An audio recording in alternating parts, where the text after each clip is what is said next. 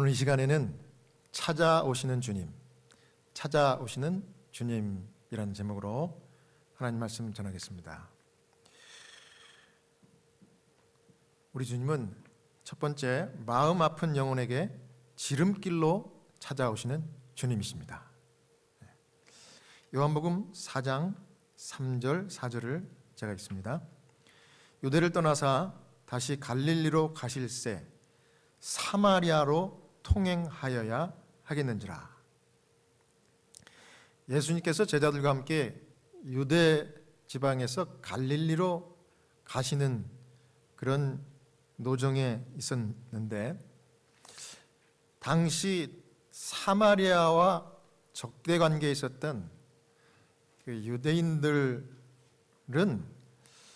상식적으로 생각할 수 없는 그런 루트를 예수님이 선택했다는 것이 오늘 메시지의 핵심입니다. 왜냐하면 유대인들이 갈릴리로 가기 위해서는 사실은 그 직진길은 사마리아를 통과해야 됩니다. 그런데 이 사마리아를 통과하는 것을 싫어해서 유대인들은 요단강 동편으로 돌아가지고 좀 시간 걸리더라도 사마리아를 거치지 않고 그렇게 늘 갔었습니다. 그 예수님도 유대인이고 제자들도 유대인이었지만은 예수님은 과감하게 사마리아를 직진하는 지름길을 선택했습니다. 왜 그랬을까요? 이유는 간단합니다. 예수님은 그날 마음에 만족이 없고 어쩌면 마음에 아픔과 마음에 답답한 그런 영혼을 가진 한 사마리아 여인을 만나기 위해서 일부러 유대인의 이 상식을 벗어나는 선택을 하셨어요. 여기 가정과 건강 241페이지는 우리 주님의 심정을 이렇게 얘기합니다. 그분께서는 그의 독특한 방법으로 슬픔과 고통 중에 있는 모든 사람을 도와주셨다. 그분께서는 부드럽고 예모 있는 덕성으로 죄에 병든 영혼들에게 봉사하셨고 치료와 능력을 가져다 주셨다. 우리 주님은 죄인들을 사랑하셔요. 그리고 그 마음에 영혼의 갈등이 있는 사람들을 한 사람도 빠뜨리지 아니하시고 돌보시는 겁니다. 그런데 이 사마리아 여인이 그중 하나였어요. 요한복음 16장 24절에 우리 주님께서 이런 말씀 주십니다. 지금까지는 너희가 내 이름으로 아무것도 구하지 아니하였으나 구하라 그리하면 받으리니 너희 기쁨이 충만하리라. 이거 누구에게 하신 말씀입니까? 마음이 상한 영혼에게, 답답한 영혼에게. 정말 주님이 진정으로 하시는 말씀이에요. 뭐라고요? 지금까지는 너희가 내 이름으로 구하지 않았지만 지금부터 내 이름으로 구하라. 그러면 내가 받고 기쁨이 충만할 것이다. 여러분, 마음이 답답하신 분 계십니까? 상한 마음, 상한 영혼 계세요? 기도하십시오. 이렇게 기도하면 우리 주님 바로 도와주신다 그랬습니다. 지름길을 택하시는 분이 어찌 아니 도와주시겠습니까, 여러분? 예수님의 이름으로 구하면 받는다. 그렇게 말씀하셨기 때문에 기도하는 것입니다. 또 마태복음 11장 28절에도 뭐라고 말씀하십니까? 수고하고 무거운 짐진 자들아 다 내게로 오라. 내가 너희를 쉬게 하리라. 저는 이 말씀에 수고하고 무거운 짐진 아무개야, 또 어디 사는 백성들아, 이 부분적으로 아니면 개인적으로 말씀한 게 아니라 여기 다 이 말이, 이 표현이 너무 감사합니다. 주님은 뭐 인종 따지지 않고 나이와 계급을 전혀 따지지 않고 분파를 가리지 않고 다 죄인이고 영혼의 갈등과 만족이 없는 그런 답답한 사람들은 다 내게로 오라는 것입니다. 내가 너희를 쉬게 한다 그랬습니다. 사랑하는 여러분, 수고와 마음의 영적, 정서적, 신체적 짐들을 여러분들 혹시 지고 계시다 그러면 이 시간에 그 짐을 다 내려놓으라. 내가 너희를 쉬게 한다고 하는 이 초청에 응하시고 이 안식일, 진정한 안식을 누리시는 여러분 되시길 바랍니다. 요한복음 4장 7절을 읽겠습니다. 사마리아 여자 한 사람이 물을 기르러 왔음에 예수께서 물 좀 달라 하시니 한 사마리아 여자가 다가와서 예수님이 계신 것을 알지 못한 듯 그의 물 항아리를 가득 채웠다 이렇게 했습니다. 그리고는 막 자리를 뜨려고 그래요. 마치 예수님이 허기도 지시고 또 목도 마르신데 인성을 쓰셨기 때문에 그분은 다른 사람의 도움을 받아야 돼요. 왜냐하면 두레박도 없고 아무것도 없으니까. 그래서 사람이 오기만을 기다렸습니다. 근데 이 여자가 나타나서 자기 항아리에 물을 가득 담고는 진짜 투명 인간 대하듯이 아무 말도 없이 대꾸도 없이 자리를 뜨려고 하는 것입니다. 여러분 아시는 대로 예수님은 유대인이었고 이 사람은 사마리아 여인이었습니다. 그래서 이 두 민족 사이의 이 증오심이 이런 정말 투명 인간 대하듯 하는 이런 상황을 만든 거예요. 한눈에 유대인이라는 것을 사마리아 여인이 알아봤어요. 알아봤습니다.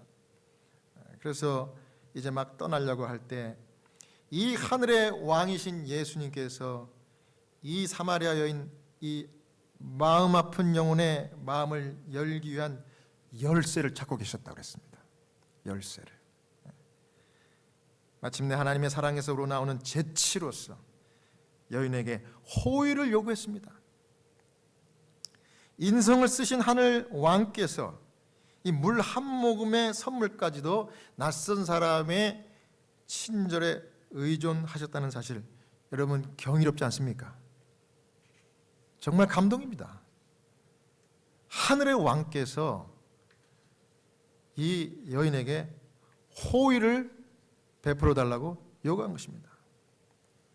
여러분 하나님은 오늘날 우리에게도 이 여인에게 요구하셨던 것처럼 호의를 베풀라고 친절을 베풀라고 그렇게 우리에게 말씀하시는 것입니다.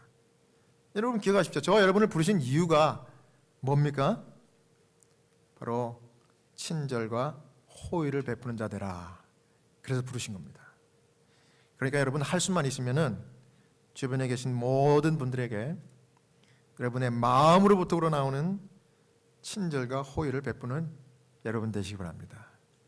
그러면 우리 주님께서 내가 받았다 그렇게 말씀하십니까?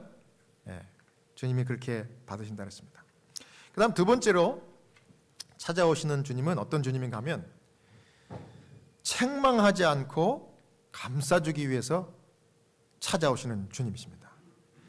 요한복음 4장 9절입니다. 당신은 유대인으로서 어찌하여 사마리아 여자 나에게 물을 달라 하시나이까? 누구의 말입니까? 사마리아 여자의 말입니다. 여자는 물 좀 달라 이렇게 요청하는 예수님이 한눈에 봐도 유대인인 걸 알았습니다. 놀라가지고 물은 거예요. 왜 유대인인 당신이 사마리아 여자인 저에게 물 달라 하십니까? 그랬더니 10절에 예수님이 이런 말씀을 하십니다. 네가 만일 하나님의 선물과 또 내게 물 좀 달라 하는 이가 누구인 줄 알았다면 내가 그에게 구하였을 것이요 그가 생수를 내게 주었으리라. 그러니까 네가 나의 정체를 알면 오히려 네가 나에게 생수를 구했을 거야. 이렇게 말씀한 겁니다. 갑자기 이 여인의 입장에서는 좀 뜬금없는 말씀을 하신 것 같기도 해요. 그죠? 그래서 예수님의 말씀이 무슨 뜻인지 잘 이해가 되지 않았어요. 유대인인 당신이 왜 상종도 하지 않는 저에게 사마리아인 여인에게 물 좀 달라 그럽니까? 왜냐하면 그때 당시에 유대인들과 사마리아 사이인들 사이에는 이 합법적인 거래 그 이상도 그 이하도 할 수가 없는 그런 컬처가 있었습니다. 그래서 이 호의를 베풀거나 호의를 요구하는 것은 이거는 금기사항이에요. 그건 있을 수 없는 일입니다. 그래서 이 여자가 그렇게 얘기했는데 예수님께서 말씀이 잘 이해가 안 가는 말씀을 하시는 거예요. 하지만 그 말씀의 뜻은 이해가 되지 않았어도 그 말에 엄숙한 뜻이 있다는 것을 느꼈어요. 여러분 우리가 대화 중에 그 분위기라는 거 있지 않습니까? 근데 그 분위기가 굉장히 엄숙해요. 그래서 이 여자가 태도를 조금 바꿨습니다. 지금까지는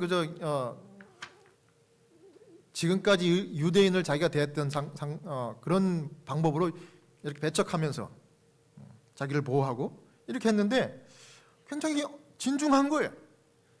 그래서 자기의 태도가 예수님의 엄숙한 말씀 앞에 신중하게 이렇게 바꿨습니다. 여러분, 그렇습니다. 하나님의 말씀은 어떤가요? 우리가 하나님의 말씀은요, 우리의 생각과 우리의 상식에 이해돼야만 믿는 것이 아니라 하나님의 말씀은 먼저 우리가 이해 안 돼도 받아들이고 믿는 게 하나님 말씀입니다. 그러니까 하나님 말씀이면 일단 먼저 믿고 받고 그 말씀대로 순종하는 것이 우리가 할 일임을 여러분 기억하시기 바랍니다. 그 다음 이제 4장, 요한복음 4장 11, 12절입니다. 주여, 물기를 그릇도 없고 이 우물은 깊은데 어디서 생수를 얻겠사옵나이까? 우리 조상 야곱이 이 물을 우리에게 주었고 또 여기서 자기가 먹었으니 당신이 야곱보다 더 크니까. 그러니까 예수님이 내가 누군 줄 알았다면 이런 말을 했기 때문에 이제 상상을 해보고 추측을 하는 겁니다. 내가 이 조상 정말 지금까지 존경해왔던 조상 야곱, 이 야곱보다 더 위대한 사람인가? 이제 이러면서 예수님께 이제 질문하는 겁니다. 그런데 이 예수님이 사실은 누구예요? 이 사마리아 여인이 자기 조상들과 함께 지금까지 기다리고 고대해왔던 누구예요? 메시아. 그러니까 메시아가 자기 앞에 앉아 계신 것을 모른 채 이 메시아까지는 감히 상상을 못하고 야곱, 우리 조상 야곱보다 당신이 크신 분입니까? 이렇게 하는 거예요. 자, 예수님이 지금 이 여인을 점점 어떻게 하는 거예요? 점점 관심을 끄는 거예요. 태도가 바뀌었죠. 그 다음에 이제 자기가 믿고 기다렸던 이 성경, 그 예언, 이것과 이제 매칭을 하면서 따라오는 겁니다. 여러분, 근데 그분이 누구예요? 그분이 바로 메시아라는 겁니다. 이 사마리아 여인처럼 오늘날도 얼마나 많은 이 목마른 영혼들이 생명수가 곁에 있으면서도 그 생명의 물을 찾기 위해서 멀리만 바라보고 있는지 모릅니다. 여러분 기억하십시오. 예수님은 항상 목마르고 아픈 영혼들 가까이 계시는 분이에요. 멀리 바라보지 않아도 돼요. 가까이 계시니까. 여러분, 가까이에서 지금 주님이 여러분과 함께 하신다는 것을 믿는 거예요. 그리고 그분께 기도하는 것입니다. 믿음 없어요? 그것도 좋아요. 믿음 없다고 고백하시면 돼요. 주님, 제가 믿음 없습니다. 내 마음이 이렇게 아프고 답답합니다. 앞으로 어떻게 될지 모르겠네요. 고백하십시오. 주님이 뭐 해주실 거예요? 채워 주실 줄로 저는 믿습니다.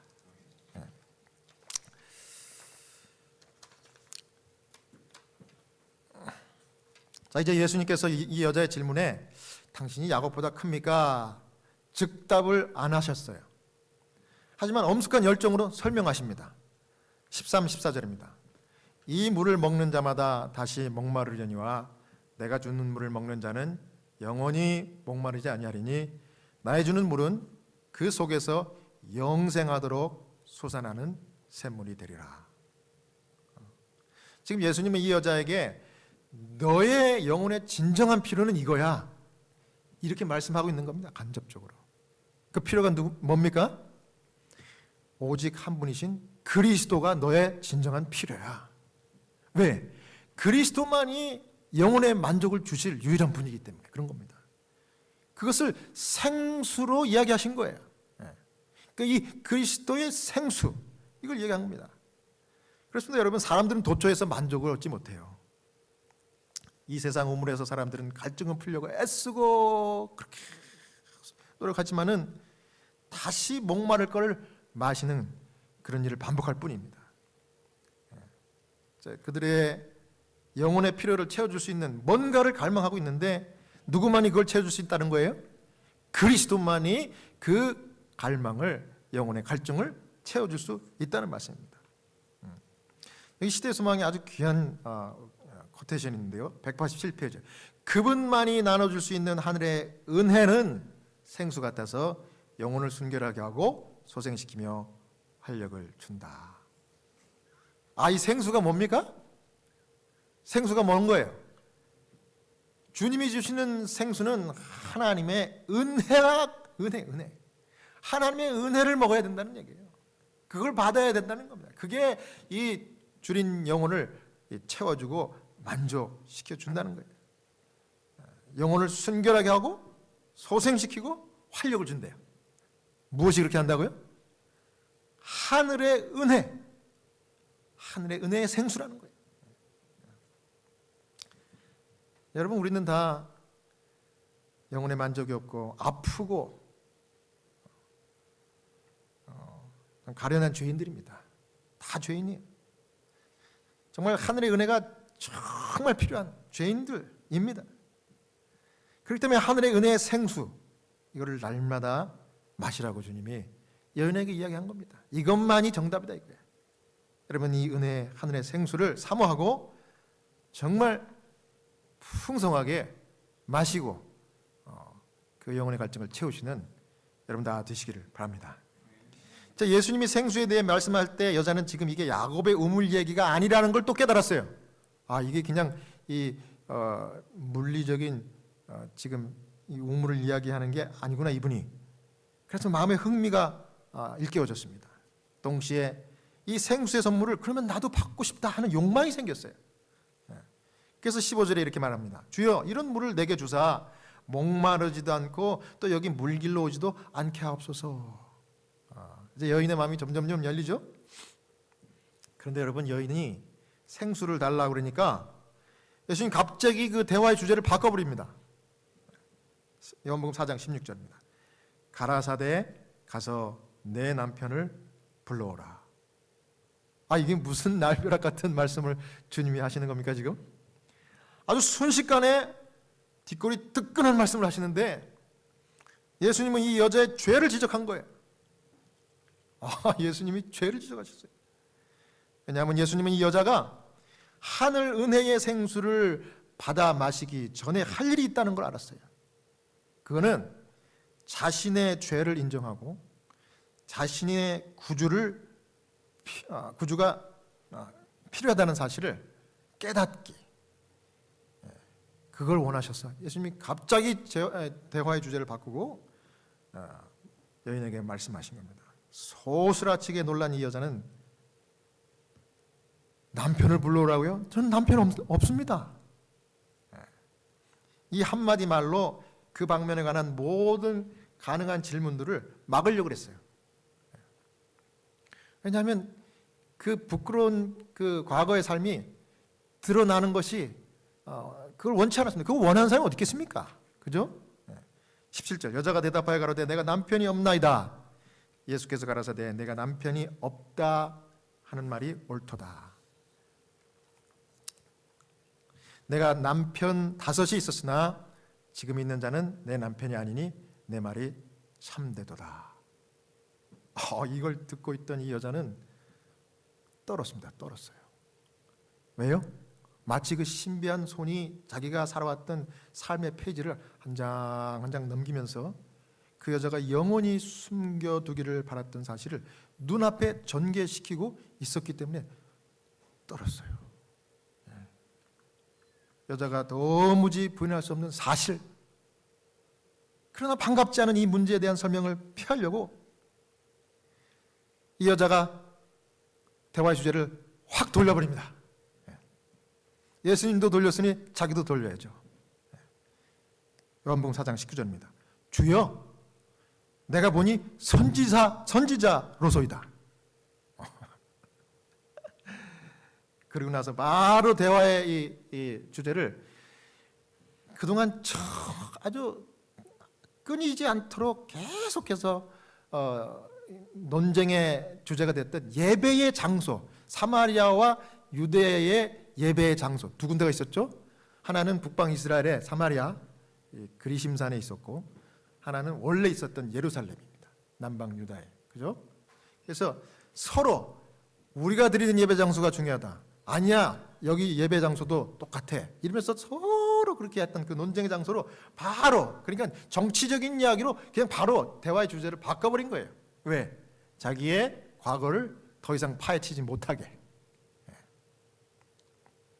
그래가지고 20절에 이렇게 얘기합니다. 우리 조상들은 그리심산에서 예배 드리고 또 그렇게 드렸는데 유대인인 당신들은 예루살렘에 예배할 곳이 있다 하더이다. 완전히 대화를 바꿔버렸죠? 예수님이 어떻게 하셨을까요? 우리 예수님께서 그 속을 다 하셨어요. 예수님은 꽁무니를 빼는 여인을 탓하지 않으시고 그 여인이 가는 곳에서 다시 만나주십니다. 대화를 통해서요. 그러면서 예배에 대해서 이렇게 설명해 주시는 거죠. 요한복음 4장 21절. 그리심산도 아니고 예루살렘도 아니고 진짜 예배를 드릴 때가 온다. 내가 옳습니까? 저 사람이 옳습니까? 우리가 주님께 그렇게 질문을 하면요, 너도 아니고 저 사람도 아니다. 분명히 그렇게 얘기하십니다. 늘 주님은 그렇게 얘기하십니다. 똑같이 이렇게 얘기하신 겁니다. 장소가 중요한 게 아니다. 진짜 예배가 하나님 받으시는 건데 23, 24절에 아버지께 참으로 예배하는 자들에게는 신령과 진정으로 예배할 때가 올 것이다. 하나님은 이렇게 예배하는 자들을 찾으시고 있다. 하나님은 영이시니까 영과 진리로 예배하는 게 맞다. 자, 우문현답입니까? 어리석은 질문에 정말 지혜롭게 주님이 답해 주셨어요. 여자가 아주 깜짝 놀랍니다. 이 여자는 예수님과 이야기할 때 깊은 감동을 받았어요. 이제 감동받았다는 건 뭐예요? 처음엔 마음을 닫았다가 유대인이니까 태도를 바꾸고, 그 다음에 흥미가 일깨워지고, 그 다음에 나도 그 생수를 달라. 죄를 지적하니까 다시 문을 닫으려고 했는데 주님께서 다른 대화의 주제에 정성스럽게 대답해주고 참된 예배의 진수를 가르쳐 주시니까 감동을 아니 받을 수가 없는 것입니다. 이 말씀은 자기가 이제까지 자기 백성들 가운데 있는 제사장들이나 유대인들에게서도 결코 들을 수 없었던 그런 가르침이었어요. 정말 귀에 쏙쏙 들어오는, 마음을 콱 이렇게 채우는 감동적인 그런 말씀입니다. 그 여자는 자기의 과거의 삶, 자신의 생애가 자기 앞에 펼쳐졌을 때 자기가 큰 부족한 죄인이라는 걸 깨달았어요. 여러분, 죄인이 심각한 거는 자기가 죄인이라는 걸 못 깨닫는 것이 아주 심각한 건데, 주님께서 이 여인에게 자기가 큰 부족이다, 이걸 깨닫게 하신 겁니다. 그 여자는 수가 성의 샘물로는 결코 풀 수 없는 영혼의 깊은 갈증, 그것이 있었다는 것도 몰랐는데 깨달은 거예요. 예수님과 대화를 하면서 부족을 깨달았고요, 자기의 영혼이 지금 채울 수 없는 갈증 가운데 있다는 것도 알게 됐습니다. 그리고 여자가 이제까지 만났던 그 누구도 이 여자에게 자신의 필요를 이렇게 크게 깨닫게 해준 사람은 아무도 없었습니다. 내가 큰 부족한 사람이고 내 영혼이 만족치 못하는 삶을 살아왔다는 것을 분명하게 깨닫게 해준 사람은 예수님이 처음이었어요. 예수님이 이 여자의 생애의 비밀을 통찰하셨다는 확신을 주셨는데, 참으로 이상한 것은 자기의 그 과거가 다 드러났고 다 이렇게 통찰하셨는데도 불구하고 이 여자가 부끄럽고 괴로워해야 될 텐데, 그럼에도 불구하고 여자의 마음속에는 지금 나를 이렇게 펼쳐 보시고 나하고 대화하고는 이 예수님이 자기를 불쌍히 여기고 사랑해주는 친구라는 생각이 들었습니다. 이 시대소망 189페이지입니다. 왜 그런 느낌을 받았을까? 예수님의 임재의 순결이 그녀의 죄를 정죄했으나 그분은 책망은 한마디도 하지 않고 영혼을 소생시킬 수 있는 당신의 은혜에 대하여 말씀하셨다. 자, 자기의 죄를 다 이렇게 통찰하시고 자기의 부족을 다 깨닫고 알게 하신 이 예수님이 원망스럽고 싫어했는데 반대로 어땠다는 거예요? 나를 불쌍하게 생각하고 사랑해주는 친구로 느꼈다는 거예요. 왜 그랬은 거예요? 죄는 지적하셨지만 그 죄를 지은 이 여인을 책망하지 않고 하나님의 은혜의 생수를 어떻게 받을 수 있는지를 말씀해 주시고 이 여인을 구원하기 위해서 정말 사랑과 자비로 접근하시고 그를 대하였기 때문에 이 여자가 그런 느낌을 받은 거예요. 이게 우리 주님이 하시는 일이고 죄인을 찾아오시는 주님이 이십니다.